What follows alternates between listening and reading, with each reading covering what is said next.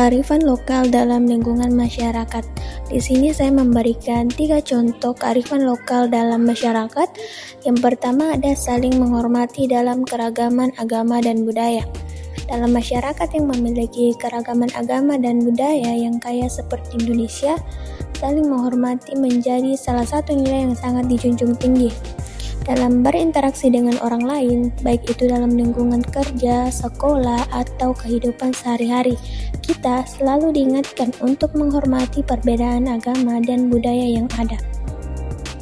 Kemudian yang kedua, disiplin dan tanggung jawab dalam menjalankan tugas.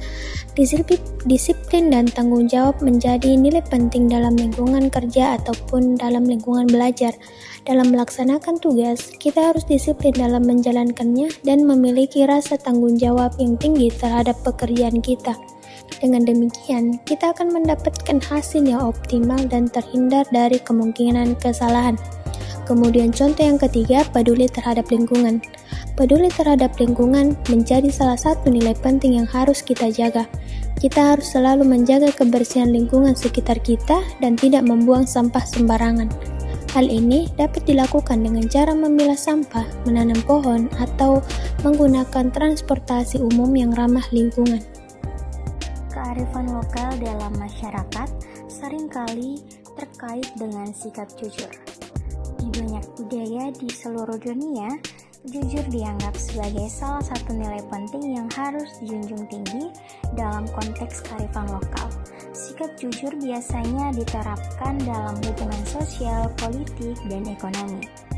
Misalnya, di banyak masyarakat adat Indonesia, kejujuran dianggap sebagai salah satu nilai penting yang harus dijunjung tinggi. Sebagai contoh, dalam kehidupan sehari-hari, masyarakat adat seringkali menekankan pentingnya berbicara jujur dan menghormati kebenaran dalam percakapan mereka. Contoh kearifan lokal dalam masyarakat terkait dengan sikap jujur, yaitu yang pertama, gotong royong. Dalam konteks gotong royong, kejujuran sangat penting untuk memastikan keberhasilan dari kegiatan gotong royong tersebut. Misalnya, dalam membahas pembagian tugas atau alokasi anggaran, kejujuran sangat diperlukan agar semua pihak merasa adil dan tidak merasa dirugikan. Yang kedua, adat istiadat. Dalam konteks adat istiadat, kejujuran sangat diperlukan untuk memastikan kelancaran dari pelaksanaan adat tersebut. Misalnya, dalam upacara pernikahan, kejujuran sangat diperlukan untuk memastikan bahwa semua pihak mematuhi aturan dan tidak ada pihak yang merasa dirugikan. Yang terakhir, pengambilan keputusan. Dalam konteks pengambilan keputusan tersebut, kejujuran sangat diperlukan agar semua pihak dapat memberikan masukan yang jujur dan tidak terpengaruh oleh kepentingan pribadi. Dalam kesimpulannya, kearifan lokal dalam masyarakat seringkali terkait dengan sifat jujur. Di dalam masyarakat, kejujuran sangat penting untuk memastikan kelancaran dari kegiatan gotong royong, pelaksanaan adat istiadat, dan pengambilan keputusan. Oleh karena itu, dalam banyak masyarakat adat di Indonesia, kejujuran dianggap sebagai salah satu nilai penting yang harus dijunjung tinggi. Negara Indonesia adalah salah satu negara yang dikenal dengan keragaman alam, penduduk, dan budayanya. Dengan adanya keragaman inilah Indonesia menjadi salah satu negara yang kaya akan budaya dan alamnya. Selain itu, keragaman di Indonesia juga telah dikenal oleh masyarakat dunia, sehingga kita harus menumbuhkan sikap bangga. Namun, keberagaman Indonesia tidak dipertahankan jika masyarakatnya tidak memiliki sikap toleransi. Nah, sikap toleransi ini adalah sikap menghargai pendirian, pendapat, atau kepercayaan yang berbeda dengan diri kita sendiri. Atau secara lebih singkat, toleransi adalah sikap menghargai dan menghormati adanya perbedaan. Sikap toleransi membantu masyarakat untuk mewujudkan persatuan dan kesatuan.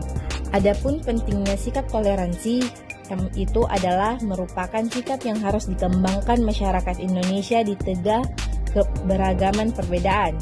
Jika kita tidak mengembangkan dan menerapkan sikap toleransi di dalam kehidupan masyarakat, maka bisa terjadi perpecahan dan konflik. Padahal perpecahan dan konflik ini akan menyebabkan tidak terwujudnya persatuan dan kesatuan bangsa. Saat persatuan dan kesatuan tidak terwujud, maka tidak ada rasa keluargaan dan kerukunan di masyarakat, karena semua orang hanya memikirkan kepentingan pribadi. Nah, hal ini akan berdampak buruk dan merugikan diri kita sendiri maupun orang lain. Dampak buruknya dapat dirasakan oleh seluruh masyarakat, menimbulkan perpecahan, membuat hubungan sosial antara warga terganggu, dan sebagainya. Adapun contoh sikap toleransi yang pertama, tidak membeda-bedakan teman atau orang berdasarkan latar belakang suku, ras, agama, dan budaya. Yang kedua, tidak merendahkan atau meninggikan satu suku daripada suku yang lain. Yang ketiga, menghargai dan menghormati adanya perbedaan di masyarakat. Yang keempat, membantu orang lain tanpa melihat perbedaan. Yang kelima, menghormati setiap agama yang ada di Indonesia dan saling membantu ketika salah satu agama merayakan hari besar keagamaannya. Yang keenam, tidak mengganggu kegiatan beragama umat lain. Yang ketujuh, menumbuhkan sikap bangga terhadap semua budaya dan adat istiadat yang masih dilakukan di daerah-daerah. Yang terakhir, bangga terhadap bahasa daerah sendiri dan menghormati penggunaan bahasa daerah lain. Sistem filsafat tentang kearifan lokal dan cinta damai dapat dilihat dari berbagai perspektif tergantung pada sudut pandang filosofis yang dipilih. Beberapa perspektif yang mungkin dapat digunakan untuk membahas masalah ini adalah sebagai berikut. Yang pertama, perspektif etika, yaitu kearifan lokal dan cinta damai dapat dilihat sebagai prinsip-prinsip moral yang mendasari tindakan manusia dalam kehidupan sehari-hari. Cinta damai di sisi lain merupakan prinsip moral yang mengajarkan untuk menyelesaikan konflik dengan cara yang damai dan menghindari kekerasan. Yang kedua, perspektif epistemologi, yaitu kearifan lokal dan cinta damai dapat dilihat sebagai cara-cara untuk memahami dunia dan realitas sosial yang berbeda dari perspektif lokal.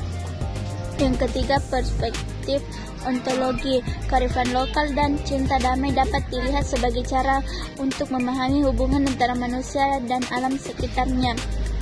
Dan adapun kesimpulannya, yaitu sistem filsafat tentang kearifan lokal dan cinta damai dapat memberikan pemahaman yang lebih mendalam tentang cara-cara untuk hidup dalam damai dengan lingkungan dan sesama manusia. Kearifan lokal dalam kehidupan masyarakat di lingkungan sekitar. Di sini, saya mengambil contoh gotong royong dalam keragaman agama dan budaya. Kearifan lokal gotong royong merupakan sebuah konsep budaya yang sangat penting di Indonesia, terutama dalam keragaman agama dan budaya yang ada. Gotong royong adalah sebuah tradisi sosial yang menekankan pada kebersamaan dan kerjasama dalam menjalankan suatu kegiatan atau memecahkan suatu masalah. Dalam konteks keragaman agama dan budaya di Indonesia, gotong royong menjadi sebuah cara untuk mempertahankan keharmonisan dan keberagaman tersebut. Dalam praktiknya, gotong royong dapat dilakukan oleh masyarakat yang berasal dari berbagai latar belakang agama dan budaya, yang saling membantu dan bekerja sama untuk mencapai tujuan bersama. Misalnya, dalam tradisi budaya Jawa, gotong royong dikenal dengan sebutan gotong royong dan biasanya dilakukan dalam rangka membangun atau merenovasi rumah, membersihkan lingkungan, atau mempersiapkan acara adat. Tradisi gotong royong ini melibatkan seluruh warga desa tanpa terkecuali dan dianggap sebagai bentuk penghargaan dan solidaritas sosial antar warga. Demikian pula dalam tradisi agama Islam di Indonesia, gotong royong dapat dilakukan dalam berbagai bentuk seperti membantu sesama muslim yang sedang memerlukan bantuan, memperbaiki infrastruktur masjid atau lingkungan sekitar masjid, atau bahkan memperbaiki jalan-jalan yang rusak. Dalam keseluruhan, kearifan lokal gotong royong merupakan sebuah konsep yang sangat penting bagi masyarakat Indonesia dalam menjaga keharmonisan dan keberagaman yang ada. Dalam menghadapi tantangan dan masalah yang ada, gotong royong menjadi sebuah cara untuk bersama-sama menyelesaikannya, tanpa memandang perbedaan agama dan budaya.